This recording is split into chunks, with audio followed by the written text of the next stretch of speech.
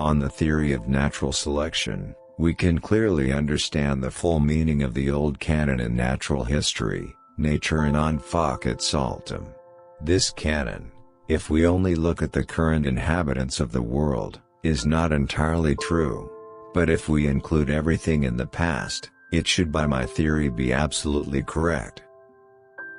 Since natural selection works solely by and for the good of each individual being, all material and spiritual wealth will tend to develop towards perfection.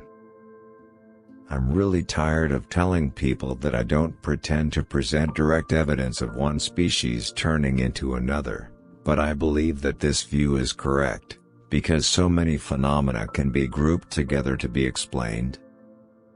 I believe that the time spent on this voyage will make its full value in natural history, and it seems to me that doing the least that we can do to increase the general stock of knowledge is an object of honorable life, as it can be. Somebody. This loss of ideals is a loss of happiness, and may be detrimental to intelligence, and more likely to moral character, by increasing the emotional part of our nature. I have rarely read anything which has interested me more, though I have not read as yet more than a quarter of the book proper. From quotations which I had seen, I had a high notion of Aristotle's merits, but I had not the most remote notion what a wonderful man he was. Linnaeus and Cuvier have been my two gods, though in very different ways, but they were mere schoolboys to old Aristotle. A moral being is one who is capable of reflecting on his past actions and their motives, of approving of some and disapproving of others. To kill an error is as good a service as, and sometimes even better than, the establishing of a new truth or fact. The most powerful natural species are those that adapt to changing environments without losing their fundamental identity that gives them a competitive advantage.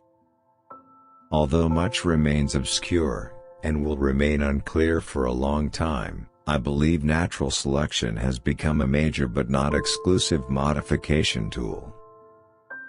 When the views entertained in this volume on the origin of species, or when analogous views are generally admitted, we can dimly foresee that there will be a considerable revolution in natural history. From the war of nature, from famine and death, the most exalted object which we are capable of conceiving, namely, the production of higher animals, directly follows. I cannot convince myself that a benevolent and almighty God would deliberately create parasitic wasps with the express intention of feeding them inside the bodies of living caterpillars. It struck me that all of our knowledge of the structure of our Earth is very similar to what an old mother hen would know about the 100-acre field and the corner she inscribed.